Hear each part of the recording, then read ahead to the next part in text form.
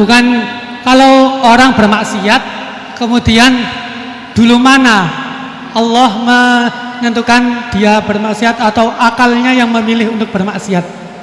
Itu pertanyaan yang pertama. Bismillahirrahmanirrahim. Assalamualaikum warahmatullahi wabarakatuh.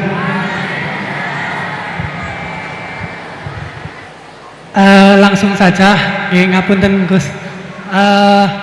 Di sini ada beberapa pertanyaan yang agak masih grundel di hati gitu. Soalnya belum dapat jawaban.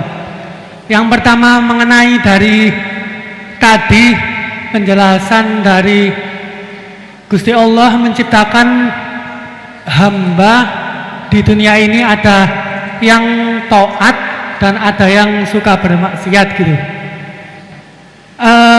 Mengenai takdir Allah Subhanahu wa taala, Allah menciptakan hamba-hambanya dengan variasi yang berbeda.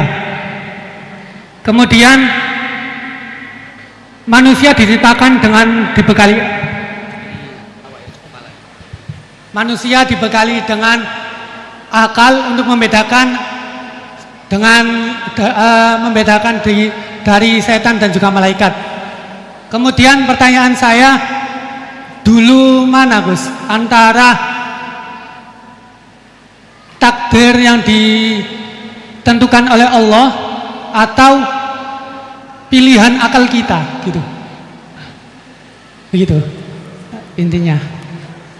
Soalnya kan bukan kalau orang bermaksiat kemudian dulu mana Allah menentukan dia bermaksiat atau akalnya yang memilih untuk bermaksiat. Itu pertanyaan yang pertama. Untuk pertanyaan yang kedua, ngapunten. Untuk pertanyaan yang kedua, intinya kan tadi istihad daripada ulama itu menentukan hukum yang berbeda-beda. Terus kemudian kita sebagai yang hanya tabik saja mengikut, itu bolehkah? Kan dari kata guru saya, kalau hukum fikih itu yang ringan-ringan disebarkan nggak apa-apa. Tapi yang berat-berat dipakai sendiri gitu. Tapi biasanya kan kita kebalikan. Yang ringan-ringan soalnya kita tahu ilmunya, kita yang pakai. Terus kalau ada orang yang tanya, biasanya kita yang kasih yang jawaban yang berat-berat daripada hukum fikih. Jadi yang saya tanyakan, kalau berpindah hukum dari awalnya ikut imam ini terus kemudian ikut imam ini, itu bagaimana batasan-batasannya gitu. Syukron. Baik, terima kasih. Niki pertanyaan yang ringkas disampaikan cukup panjang. Niki langsung dipun jawab nopon. Oke, monggo Yai. Ini tadi hoax itu, saya waktunya tinggal 10 menit, enak saja. Tidak, saya nanti langsung itu, mungkin langsung ke Jogja, kan jadwalnya itu saya memang ke Jogja. Baru ini saya ke Jogja naik pesawat, gara-gara hormat ke Mas Bukin. Sepanjang hidup saya nggak pernah ke Jogja naik pesawat, baru ini nanti rencananya naik. Karena tak hitung kalau pakai kereta atau bis nggak menangi ngaji di Jogja. Saya jadwalnya ngaji di Jogja nanti jam 4:30. Begini, itu pertanyaannya betul tadi, itu ngawur betul itu. Karena begini ya, masalah qadha qadar itu kan sudah dibicarakan semua ulama di kitab-kitab. Satu, kita mengikuti ahlul hakikah. Idza dzukiral qadar fa'amsiku. Kalau qadha qadar sudah dibicarakan fa'amsiku, kamu harus diam di situ. Karena pertanyaannya gini, kalau kamu orang soleh, dan semoga Anda pelatihan jadi orang soleh, itu melihat Allah sudah menentukan semua, itu keren. Saya bangga punya Tuhan yang sudah tahu nasib saya kayak apa nanti. Saya betapa malunya punya Tuhan yang tak takoi, Gusti, sebenarnya nasibnya bahagia, mbah roh tapi kira sik. Itu kan ngeri betul. Sehingga kalau kamu soleh itu pokoknya bangga kalau Allah sudah tahu apa yang akan terjadi. Nah, soal kepanikan kita kan kadang, kok nang wis ngerti aku celoko, terus gunanya apa aku sholat? Itu kesalahan kita.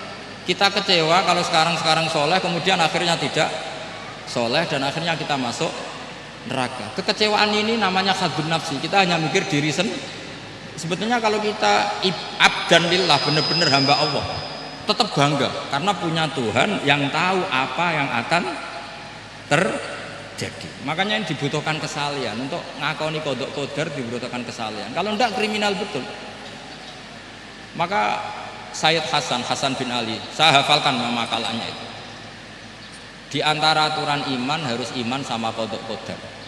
Untuk menunjukkan innahu la yuqsa kurhan wala yuhlabu kurhan, kata beliau. Supaya kita tahu bahwa Allah itu tidak dimaksiati secara terpaksa. Kamu bisa enggak bayangkan Allah ngeluh gini, sakjane aku ora seneng maksiat tapi saya bisa berbuat apa? Artinya apa? Kalau maksiat dan keburukan tidak khairihi wa syarrihi minallah, itu Allah kan kurhan. Faham yang saya maksud? Artinya apa? Kita harus berkeyakinan khairihi wa syarrihi minallah. Tapi kita butuh syariat. Lalu setiap orang nakal berkelit kersane Allah juga masalah. Maka diteruskan makalah beliau. Waman hammala dzambahu rabbahu faqad fajar.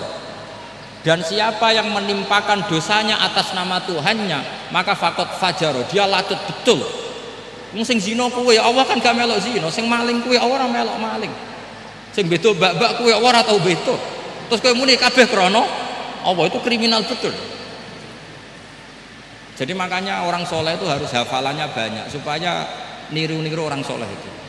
Ini kan enggak ingin soleh tapi pakai akalnya sendiri. Itu bahaya dalam agama, karena agama itu harus ada riwayat. Makanya beliau menyebut 2 kali. Siapa yang tidak meyakini khairihi wa syarrihi minallah, maka dia faqad kafar.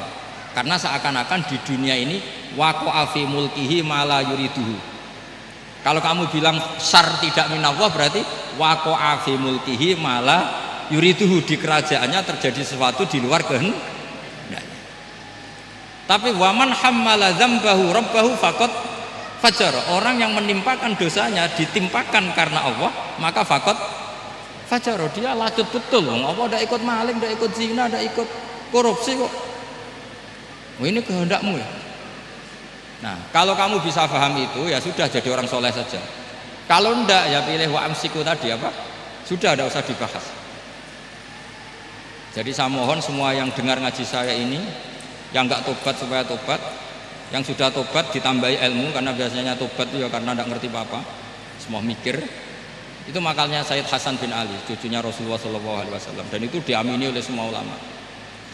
Saya pernah ditanya seorang rektor, nggak terima dosen, nggak terima mahasiswa, rektor tanya, Gus, yang benar itu Jabariyah apa Qadariyah? Jawaban saya lucu, sementing soleh dulu, kalau setelah soleh kamu nggak apa-apa Jabariyah atau Qadariyah. Karena setelah kita soleh, perasaan kita gini, qaddaronillah ala sholat, saya bisa berbuat apa di depan kehendak Allah. Sehingga perasaannya orang soleh ketika mengatakan al-abdu majbur adalah mengatakan la haula wala quwata, asal soleh loh ya, asal soleh. Tapi kalau orang itu tidak soleh, dijawab apa saja ya berengkel loh. Umpamanya natine ra tau tenang sama Allah. Qadariyah juga sama, ini penting. Misalnya ada orang soleh Qadariyah, mesti cara berpikir, oh pangeran ku adil ya, sing sholat diganjar swarga, sing zina diganjar neraka, sing ora nyolong diganjar swarga, sing nyolong diganjar neraka, kan adil. Mosok sing nyolong dilebokno swarga, sing sholat dilebokno neraka, kan jadi lucu. Artinya ketika dia Qadariyah juga ingin membaca hikmahnya Allah bikin aturan. Asal soleh, sama lagi asal. Jadi orang itu setelah soleh itu bisa improvisasi sendiri. Makanya ini pentingnya ayat innalladzina amanu wa amilus sholihat yahdihim rabbuhum biimanihim. Orang setelah iman nanti akan ditunjukkan oleh imannya untuk mengelola was-wasnya setan. Misalnya saya itu termasuk kiai yang terkenal kalau diundang susah. Karena saya fanatik fikih, saya punya ibu, saya punya pondok, itu artinya punya kewajiban. Yang bisa mengalahkan kewajiban adalah kewajiban sing akbar, yang lebih besar. Nah ini mau diundang mahasiswa ini kan jelas tidak akbar. Nanti maksudnya tarkul wajib di ajli sunnah, wah kriminal saya. Meleburi bapak meninggalkan wajib demi sunnah. Ya jelas ya, jadi kita harus terlatih dengan bahasanya orang-orang soleh. Kalau tidak masalah besar, masalah qada-qadar zaman sahabat itu sudah terjadi perdebatan. Terus ada yang cerita, ada riwayat idza dzukira ashabi fa amsiku wa idza dzukira al-qadar fa amsiku. Kedua masalah ijtihad fiqhiyah itu nggak apa-apa, memang dari awal furu'iyah kan, dari awal furu'iyah. Kalau nuruti ijtihad gini, kalau ada mahasiswa tanya sebaiknya dijawab apa enggak? Mungkin sebagian narasumber sebaiknya dijawab biar marem. Terus sebagian narasumber sebaiknya nggak usah dijawab. Wong mahasiswa ben pinter kok apa-apa takok, gak mandiri. Itu namanya ijtihad. Jadi kalau furu'iyah itu mungkin sekali. Ya ini saya masih punya waktu 2 menit, masih satu pertanyaan itu hoax tadi yang 50 menit enak.